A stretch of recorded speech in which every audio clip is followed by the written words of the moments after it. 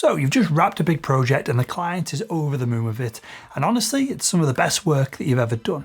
Well, you're probably feeling pretty good about yourself. And then you go to open up your calendar and you see that there's absolutely no new meetings in there. And that's because for the last couple of months, you've had your head down. You've been delivering. And whilst you were doing that, nobody was keeping the pipeline warm. So you're now finding yourself scrambling around, starting from scratch, which is exactly where you were this time last year, and you promised yourself you wouldn't get back in this situation again. Now, if that sounded a little bit close to home, I want to tell you something that surprises most people that I work with, and that is the fix that you're aiming for right now to resolve your revenue issues probably is not the thing that's going to get you out of this mess. You don't need to get better at selling. More leads is not going to sort it. A better script is not going to do anything either. And neither is chucking another couple of grand a month at whatever marketing agency cold emailed you yesterday morning on top of all of this. And please, whatever you do, don't go and hire a couple of salespeople to fix it, because I'm going to come back to this in a second, but that's probably the most expensive mistake that you can make right now. The actual fix is actually a lot easier and simpler than you might expect, because the problem is your sales process lives inside your head and it runs when you run it, which means that the whole thing then obviously stops dead the moment you go into service delivery mode. And that is the problem. Now, the fix to this is, well, it's not very sexy. It's actually pretty boring. And I want to be straight with you about that before we go any further in this video, because well, I've had people sit on calls with me where I've shared this with them and I've seen them visibly just deflate when I share it. Because the fix is to build a simple, systematic stack of behaviors and sales infrastructure that allows the sales process to carry on producing qualified opportunities, whether you're the one personally driving it or not. And that is it, right? Basically, we're going to build a sales system rather than relying on you to be the sales system yourself. So I'll walk you through the 5 layers to building this system in this video, and I call it the boring stack because that's kind of what it is. But if you install these 5 things in the right order, I can just about guarantee that your revenue is going to become boringly predictable and boringly scalable as well. So not exciting, not particularly sexy, but it's going to predictably trickle up in the right direction over time. Now, my name is Will, and I've spent the past 12 years helping business owners who sell services in their business implement selling systems and increase their revenue. And the owners who build predictable sales pipelines, well, they're not more talented than the ones who get stuck in this boom and bust cycle, this feast and famine cycle of the revenue being great one month and then just crap for the next 3 months after that. The people who are winning aren't more confident, not more charismatic. They are not more skilled in sales a lot of the time. All they've done is installed these 5 layers that I'm going to share with you right now. So let's start with the layer that almost everything else sits on top of, because it's also the one that business owners most likely try to avoid because, well, it makes you sit down, do a little bit of maths and face reality. Okay, so you've probably got a revenue target somewhere, and it might be in your head, it might be in a spreadsheet, it might be in a conversation with your accountant that you had last year, and you probably know roughly what you want to earn from the business, what you want to take out of it every 12 months or every quarter when you take dividends. But most likely you've never translated that from I want to make X into this means that I need to do Y sales activity on a Tuesday and a Thursday morning for the next 12 months to get there. Well, that's a problem because a sales machine with no time schedule to operate it isn't a machine. It's just a bunch of building blocks that aren't doing anything, is not being leveraged. So the first layer of this boring stack of things to drive your revenue is knowing the number that you're heading for. I don't mean the revenue target, I mean the actual activity numbers that you need to hit every single week, like clockwork, consistently over a long enough period of time for you to hit your revenue targets. And this is so key that we built a tool inside our Sales Lab platform that allows our clients to track their sales activities each day. I get to also then see on the back end what they've been up to. And so if they commit to doing one thing and then they don't stick with it, I'm able to drop them a quick message and see what's been going right or potentially what's been going wrong. And this is important because most business owners know roughly what they should be doing to drive more meetings and to close more sales. But the issue is most of the time that they don't do it. And that's why I built our mentorship program to help keep people on track. It stops the clients that I work with having this thought process that, well, I need to get better at sales. And it reframes it all that I need 7 qualified meetings a week to hit my quota, to hit the goals that I've aimed for with the business. So if I send 10 cold emails a day over X period of time, I'm going to be thrilled with the revenue that's going to come in on the back of that. So that number becomes then the anchor, and everything else in the boring stack is going to attach onto it. So it's important to reverse engineer this before you start adding the other steps of the system that we're going to cover now. Because once you know the number of activities that are required each day to hit your specific revenue goal, the next thing then, the next logical step is that we need to make it easy to complete those activities so you never procrastinate on doing them, they just tend to happen. Now, if you are doing most of the selling in your business, then the sales process probably lives in your head. So you know how to send a proposal and who it has to go to, who's the decision maker. You know what to ask in that first conversation to work out whether they're a good fit to work with you, if they're going to be a good opportunity or not. And you know what a good fit looks like next to a complete not a time waster that's going to waste everyone's time. You know how to position what the business does, how to handle I need to think about this objection and when to push forward and when to pull back to get deals over the line. You built all of this up over the years and it's genuinely valuable. But you are now unconsciously competent at sales, and there's a problem with that. And this applies whether you're doing all the selling yourself, or you've got one or two people handling parts of the sales process, or you aspire to push off part of the sales process to other people as well. Because in almost every service business doing under 5 million in revenue, I see, and these are the people that I work with mostly, right? I see the same story repeated over and over again. There's a process, it's in your head, it's in the founder's head, and it never gets written down. And a process that lives in people's heads can't be reviewed, it can't be improved, we can't look at the numbers, the data, and we can't produce, when everything's in someone's head, a consistent output either, because the activities that are stuck in your head and how to do them are then dependent on how you feel each day, how you feel each month, each week. And just think about that for a second. How you feel today is going to change the amount of revenue that you're going to bring in the next 24 to 48 hours. And look, I'm all for humans being humans, right? As we all enter this weird AI apocalyptic age that we're heading towards. But it's still not a sound way to run a business right now as I record this. And heck, this is even bloody worse if your dividends and what you're going to take out of the business and your revenue depend on the mood of other people on your team. If you've got a closer or a full stack salesperson working for you, that is a crazy way to run a business if you're trying to make a whole bunch of money each quarter. We want to remove variables as opposed to add more variables in. So we need to get the sales process out of your head, and if you've got a team, out of your team's head as well. So what does it look like to document all of this down? Well, when I work with my clients, I'd never want to see a 47-page sales manual that was mostly written with AI that sits on a folder on Google Drive that nobody actually reads. That's a complete waste of everyone's time. What we want to do instead is documenting stage by stage exactly what gets said, so the literal words that have to come out of your mouth to move a prospect from where they are to that next step in the buyer's journey. We need to know what the steps of the buyer's journey are. We need to know what gets sent, when it gets sent, how a proposal is created.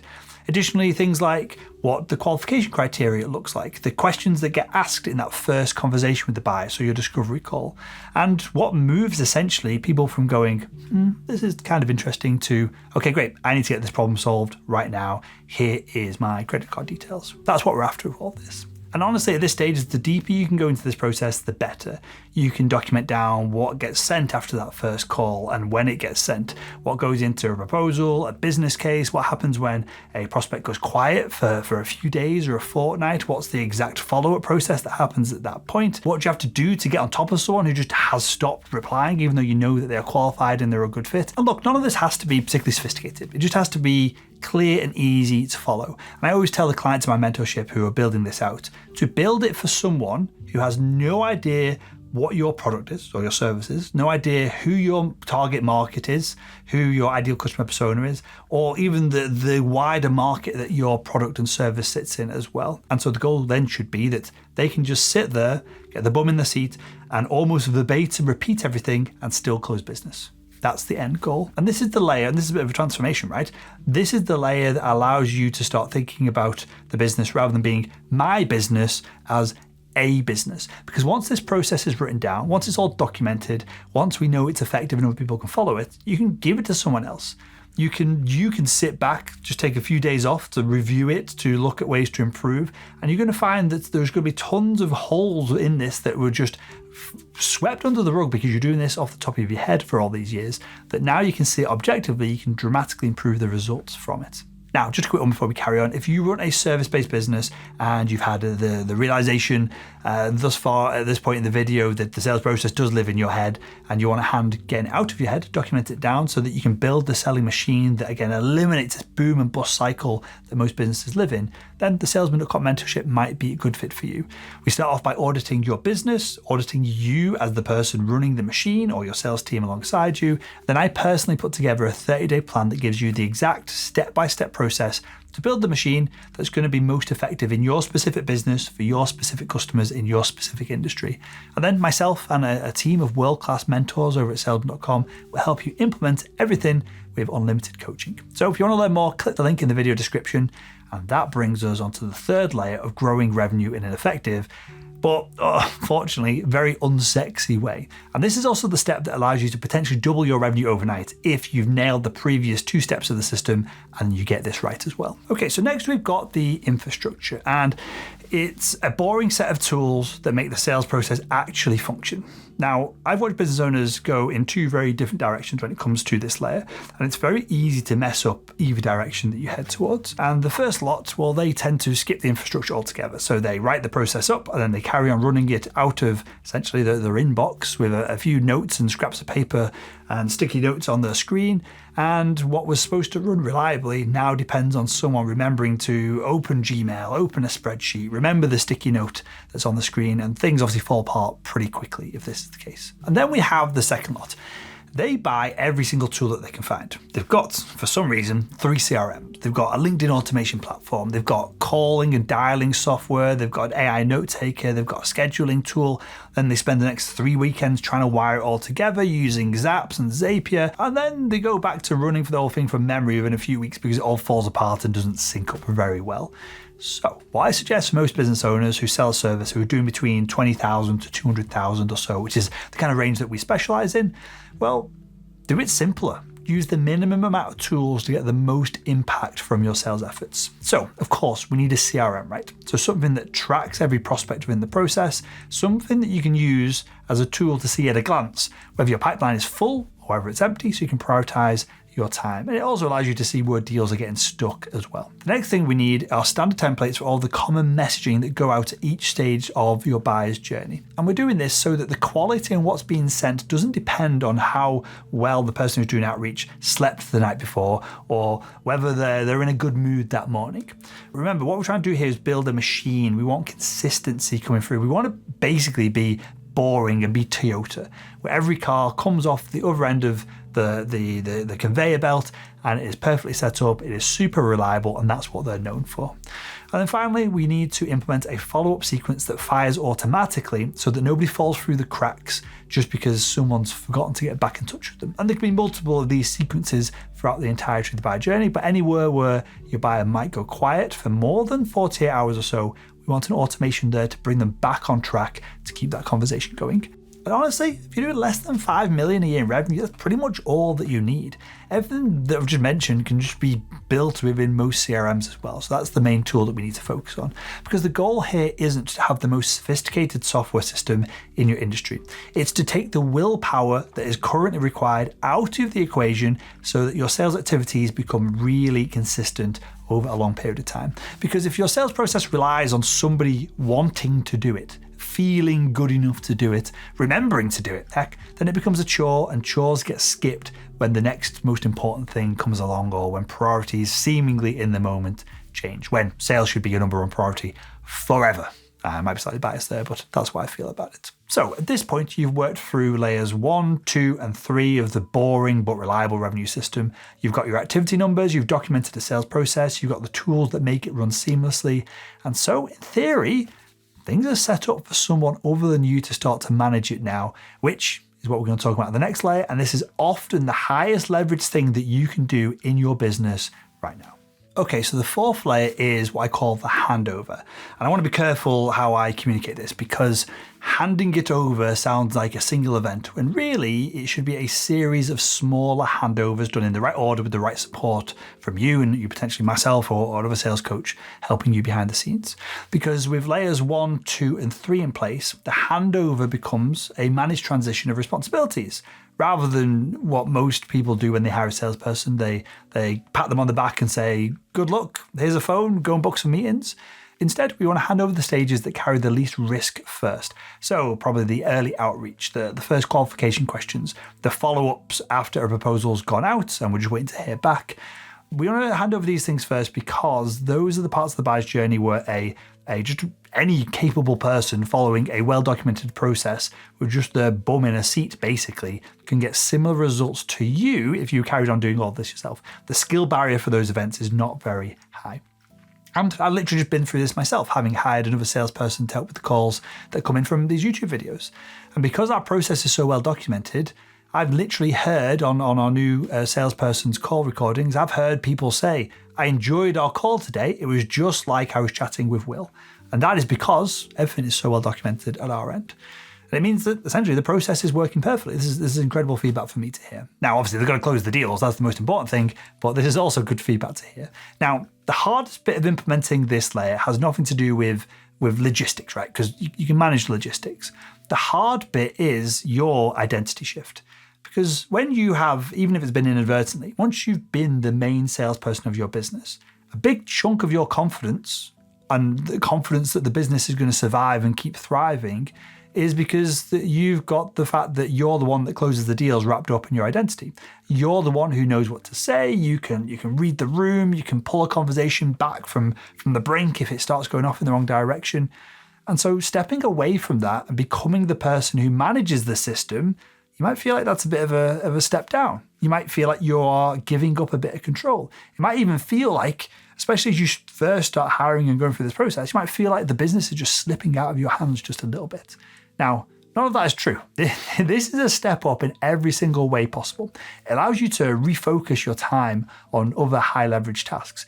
It allows you to look at the next step once you've got the sales side of things sorted and the revenue process sorted. It allows you to look at the next thing that's going to allow you to double your revenue and just crush your competition. And as cliche as it sounds, it allows you to finally start working on the business rather than in the business. And as soon as you do that, you're going to find your revenue shooting up regardless of who you've hired. Right, so the fifth and final layer to the system is just trusting in the timeline. Now, I said this is the hardest, so let me quickly explain why. Because by the time you get to this point, you've done a lot of real work. You've done the maths on your activity numbers, you've documented the sales process, you've built the infrastructure, you've started handing over some of those activities, if not all of those activities, to your team. And things are probably running smoothly and your pipeline is moving. And then somewhere, in my experience, around week 8 to 12 of implementing this, you start to panic a little because, well, the revenue is only starting to trickle up and you're hoping for much more improvement. And you're panicking, you're wondering if all of this is going to pay off. Now, you look at the numbers, the calls are happening, the follow-ups are going out, the prospects are moving through the pipeline, and the closed revenue is heading in the right direction. But you've just found yourself another 4 hours a day where you're sat there in your office, feet up on the desk, twiddling your thumbs, and you're wondering what you should be doing. So what do? You want to drive revenue, so you start jumping on calls again. And then you pull the pipeline tracking back into your own special spreadsheet to start micromanaging it. And then you tell yourself that the person who's doing the calls is close to the skill set that you have, but not quite there. And so you start looking over their shoulder and giving them feedback constantly to try and improve their performance. Perhaps you start throwing your weight around, asking to be looped into these bigger deals to help them get over the line. And this happens because you get dragged back into the sales process because, well, for the exact same reason that building wealth through disciplined saving feels impossibly slow in the first few years that you start doing it. It's because there is a delayed feedback loop. Now, the opposite of this is if you're out playing golf and you swing the club, you hit the golf ball. At the moment you hit the golf ball, most people who play golf have a pretty good idea as to whether that was a good or a bad shot. The feedback loop is very short. Well, building a repeatable, a reliable, a proven sales system, well, the feedback loop is much slower than that because the activity that you do today is going to produce qualified meetings a week from now. And those qualified conversations are going to produce proposals maybe a month after that. And then those proposals will close in a few weeks after that, even longer, obviously, if you've got a complex buying cycle and lots of people involved in that process. So what you do on a Tuesday morning doesn't turn up in the revenue until 4, 5, 6 months from now, and you've forgotten all the good work that you did to get to that point. And because of that delay, you end up judging the system whether it's working on the revenue that you're landing right now, rather than the revenue that's coming in the future, because the revenue right now was dictated by the activities that you did 3, 4, 5, 6 months ago, before any of the system was even in place. So you need to be patient. There's no other way to describe it, right? You need to let the numbers work out. You need to make a scientific assessment to the overall performance and change things, if you change anything, change things slowly based on the data rather than what you feel in the moment. Because your feelings are what we're trying to engineer out of all of this. And the cool thing is, and you've got to remind yourself of this, that sitting there waiting as your sales system seamlessly works all around you and then waiting for the revenue to come in is much easier than trying to do this damn thing all by yourself and living through these boom and bust cycles that you're probably experiencing right now. So 5 layers: know your activity numbers, document the sales process, build the infrastructure, hand it over, trust the timeline. None of them are sexy, but every single business owner that I've worked with who have been through those 5 in that order end up in the same place. A business where the revenue doesn't just depend on you showing up and selling every week, and you start making more money than ever before. And that's what we're here for, right? To make a whole boatload of money and then live the biggest, best lives that we can.